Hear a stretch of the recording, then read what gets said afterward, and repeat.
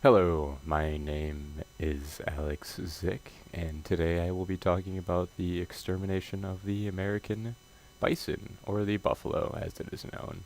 The date is November 18th, 2014. This project is for English 2, and my professor is John Drake.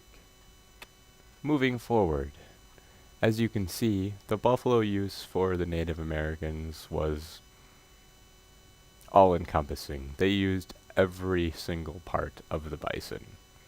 They did not leave one stone unturned.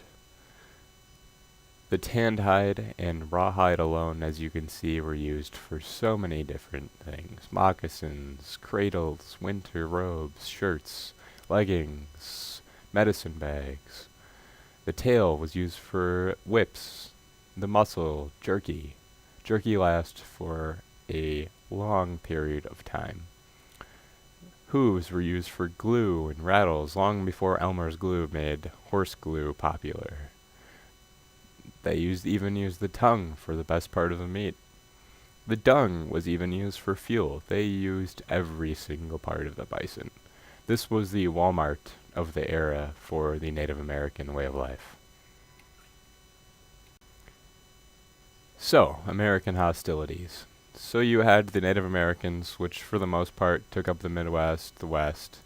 They had expanded. They were all over the, more central part of the United States of America. And then you had the Europeans, mostly the Europeans, immigrating from the East into Native America land. Now, most countries would not be okay with someone invading their country and taking over their land, but besides the point, the American hostilities involved that the fact that there was, one, free land. The Native Americans were considered animals. They were backwards, uncivilized. Most of them saw them as easy pickings, cherry picking, so to speak. It was a new beginning for a lot of people. There was a lot of religious persecution at the time that wasn't taken very well from their point of origin, the country that they were coming from. So they came to America looking for a new way of life, and this seemed like the best place to go. As far as out west, you had farming, the land. There was the gold rush of California in the far west. The picture stated, though, will show that that is the American bison territory. As you can see, they pretty much cover the entire continental U.S., stretching up into parts of Canada and Alaska.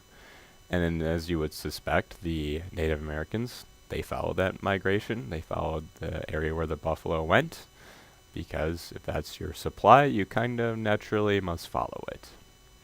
Moving forward. The population of the bison. In the early 1800s, the estimated population of the American bison was 30 million. By 1900, they only had 500 left. There are a few accounts stating that there were less than 25 bison left, but for the most part, I've seen 500, and that is the one I've decided that is the most accurate, and that is the one that I have stated here. Either way, 500 to 25 going from 30 million is still an exponential decrease in the amount of bison that roam the lands. The picture below, obviously, as you can see, covered in the bones of American bison. This was a genocide, of the likes of which at this point in the country had never seen. A lot of the American soldiers, moving into the next slide, Colonel R.I. Dodge noted, "Every buffalo dead is an Indian gone." He realized, like most other soldiers that had actually experienced and been on the West, that the American bison was a key component of the Native American way of life. He reasoned that the enemy of my enemy is my friend, so to speak, and that if they exterminated the bison, the Native Americans would have nothing, and then therefore they would also cease to exist. Which leads into my next slide. The reasoning of the United States. I put United States in quotations, as the United States never had an official opinion. They kind of let the grunts, so to speak, work for them. They never actually officially said anything. They mostly just kind of let things slide, even though The vast majority of the Americans at the time, including the Native Americans, were well aware that the United States was aware that the extermination of the bison was happening, but they just let it happen and, they fall upon deaf ears.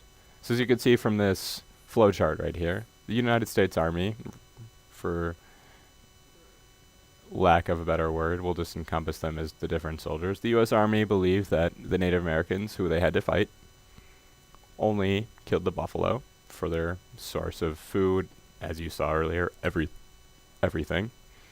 And they were also being killed, the bison, by the United States Army, who was also hunting other game and wildlife for their own use of food, and that while on the campaign of killing the Native Americans. They reasoned that if they killed the buffalo, like stated earlier, that the Native Americans would in fact cease to exist. And as you can see, the buffalo here got the raw end of the stick. They are being now exterminated by the Native Americans and the United States Army. And they are not destroying anyone, as you can see. The buffalo just kind of eat grass and, are generally the cattle, the cows of the free roaming world.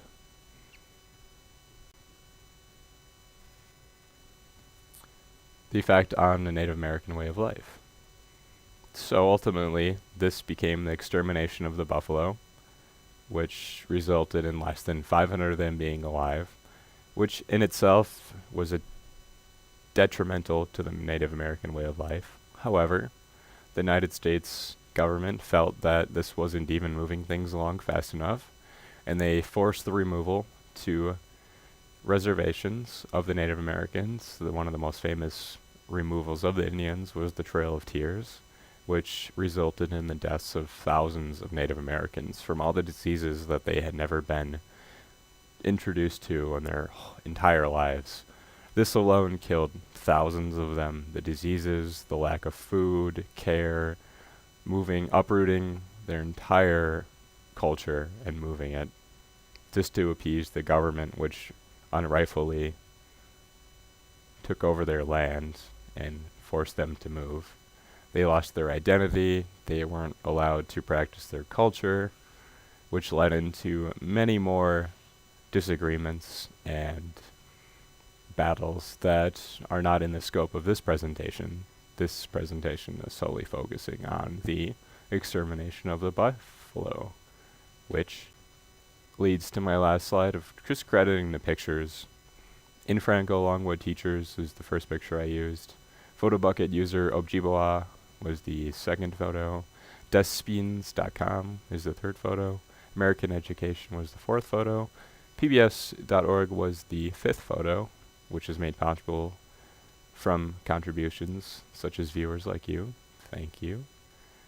And the scope of this whole presentation was only to focus on the bison extermination, which brings itself into a whole nother broad category of the Native American battles with the American troops.